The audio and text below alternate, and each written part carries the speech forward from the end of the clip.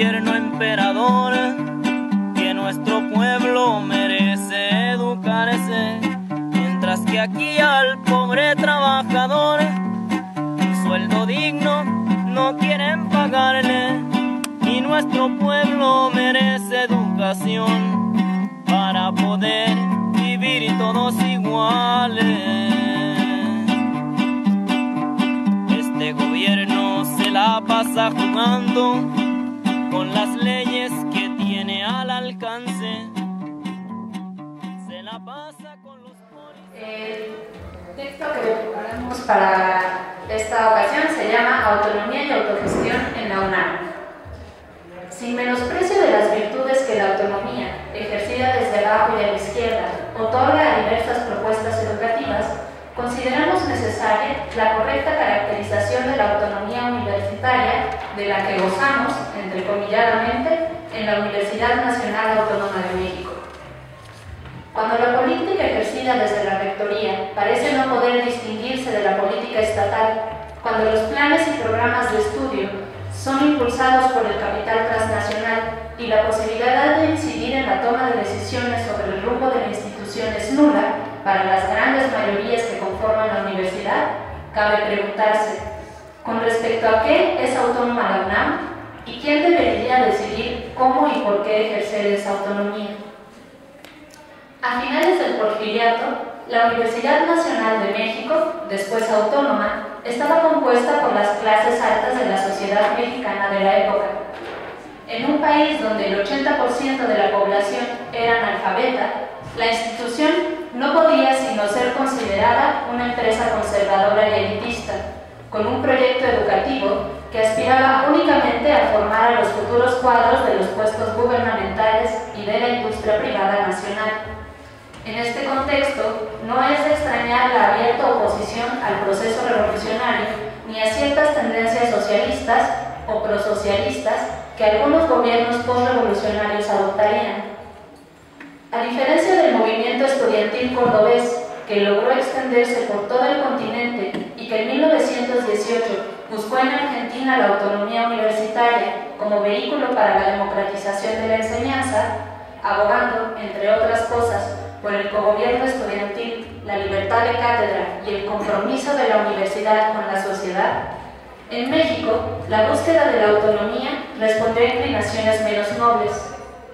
Con el interés de preservar su coto de poder, quienes encabezaban en aquel momento la demanda apelaron discursivamente por la neutralidad de la enseñanza. Manifestaron temer la parcialidad populista y socialista de la influencia que el Estado pudiera tener en educación. Por supuesto, no temían la influencia que su propia corriente dentro de la institución pudiera tener. Recordemos que el primer rector de la universidad, una vez adquirida su autonomía, fue Manuel Gómez Morín, quien posteriormente sería el fundador del Partido Acción Nacional. La autonomía no es, pues, positiva per se, depende de quién tiene la capacidad de incidir en o a través de ella y con respecto a qué se propone.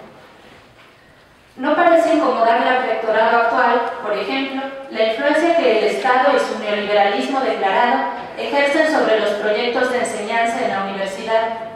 La principal función del puesto de rector de la UNAM pareciera ser la de fungir como trampolín para ocupar puestos en el gobierno, según nos enseña la historia de los rectorados de la universidad.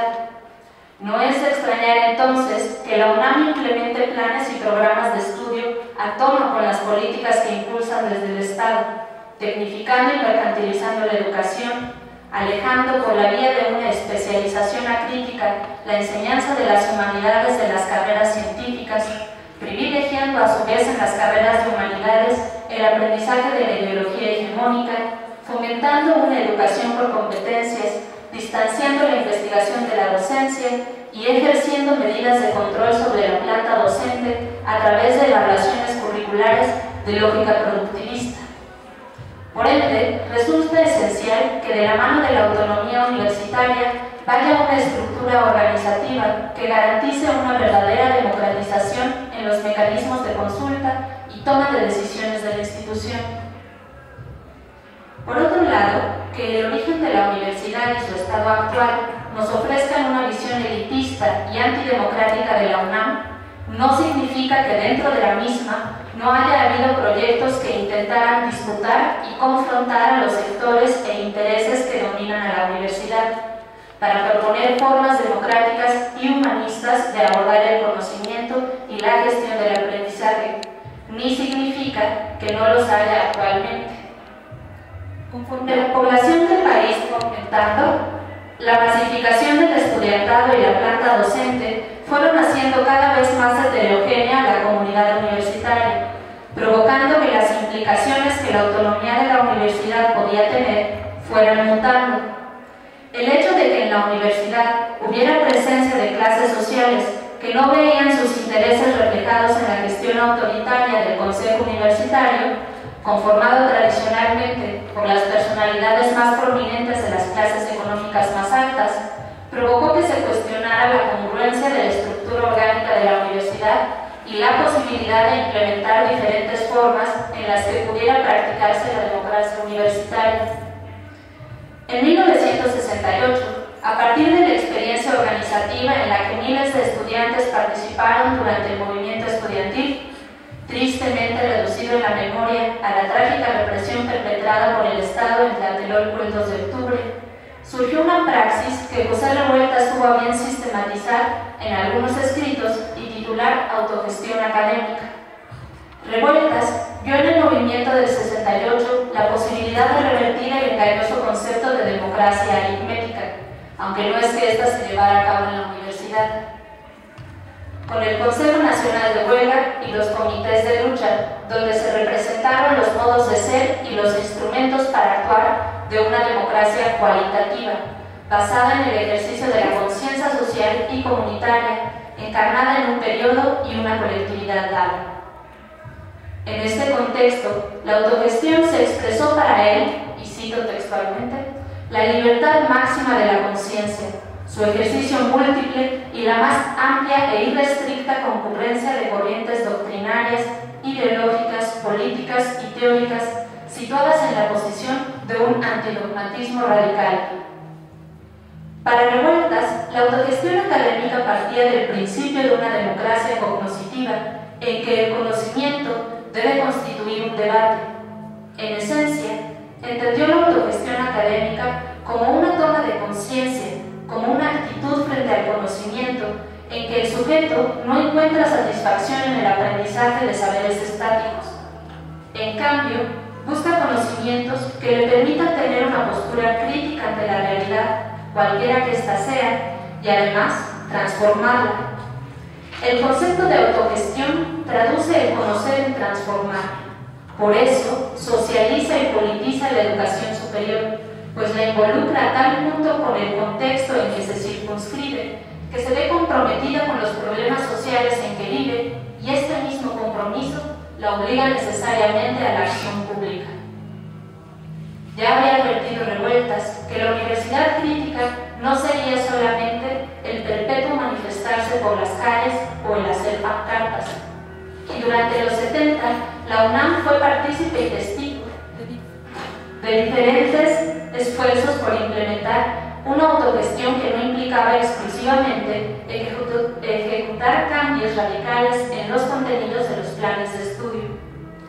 En algunas facultades se implementaron con variantes gobiernos en el que se proponían modificaciones en la estructura organizativa de la universidad a través del ejercicio de esas nuevas formas de organizar la enseñanza. En la Facultad de Ciencias, por ejemplo, el cogobierno conformó consejos departamentales paritarios integrados por estudiantes y académicos, uno para cada carrera, biología, física y matemáticas. Además, existía el consejo técnico de toda la facultad, donde también había paridad en la representación de estudiantes-maestros, y una asamblea general de estudiantes, profesores y trabajadores en la que se buscaba elegir al director de la facultad, ejerciendo presión a la rectoría, acostumbrada a elegir entre una terna que el mismo rector solía proponer. La paridad conseguía que hubiera claridad en los procesos de contratación. Incluso para ser ayudante se tenía que concursar abiertamente, a diferencia de en otras facultades, donde los procesos dejaban al criterio individual de cada profesor, haciendo la selección a puerta cerrada. En la Facultad de Economía, el profesor Rico Galán sintetizó en una participación durante una asamblea plenaria en 1972 los propósitos y mecanismos del cogobierno de su facultad. Y empieza otra cita textual.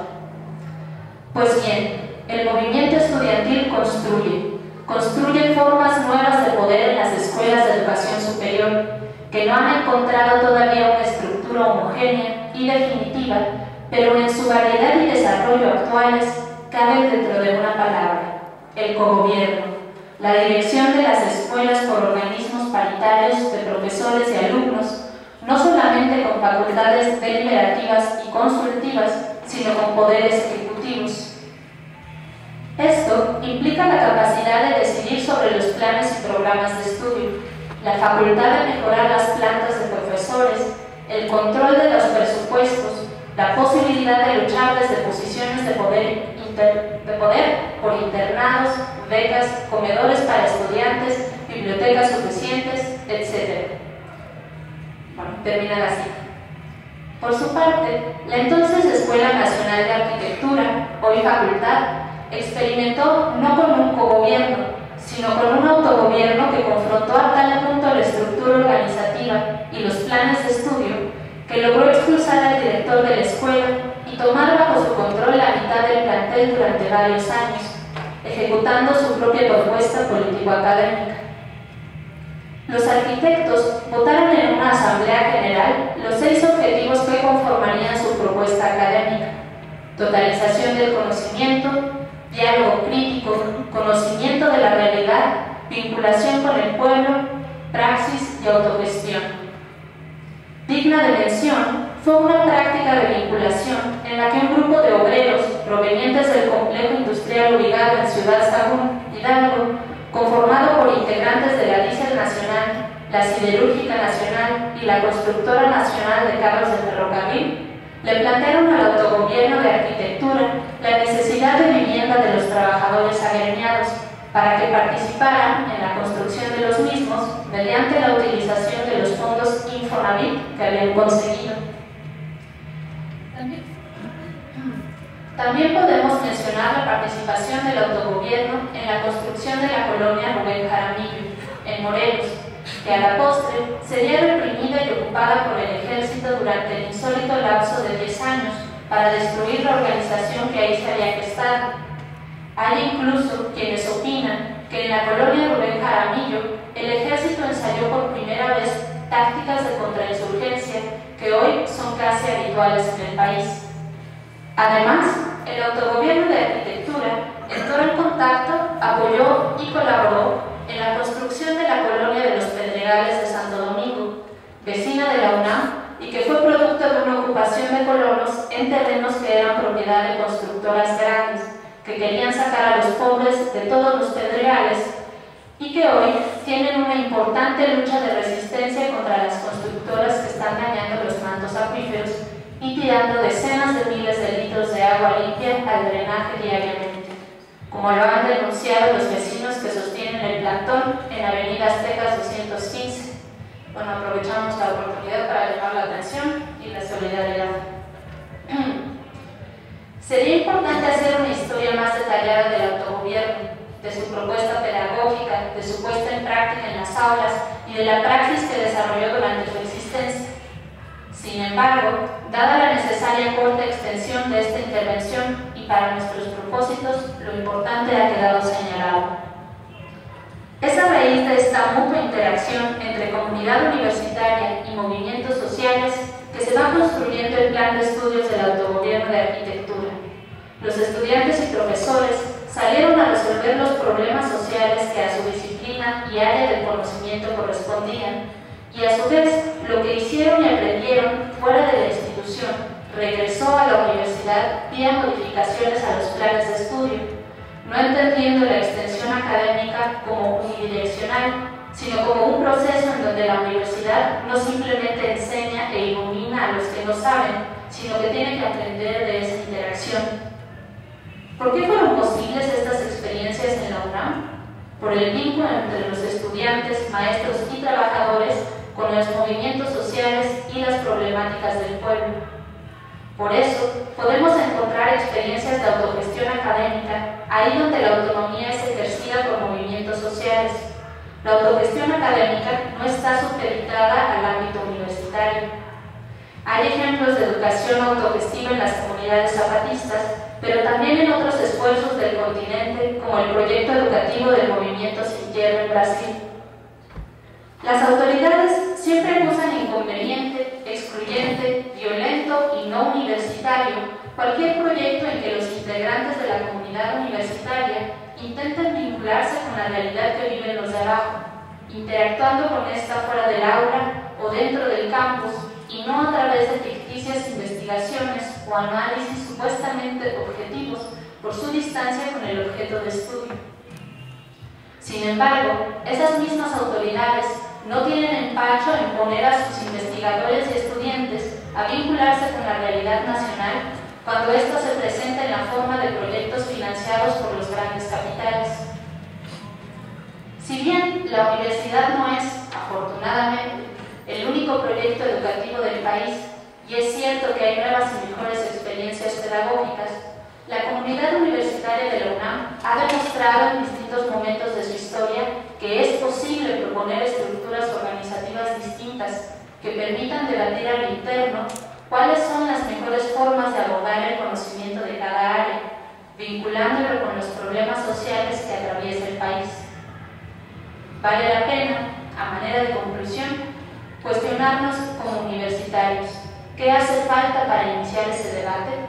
cómo vincular a la comunidad universitaria de cada facultad, de cada carrera, con los movimientos y problemáticas sociales actuales. Tejiendo organización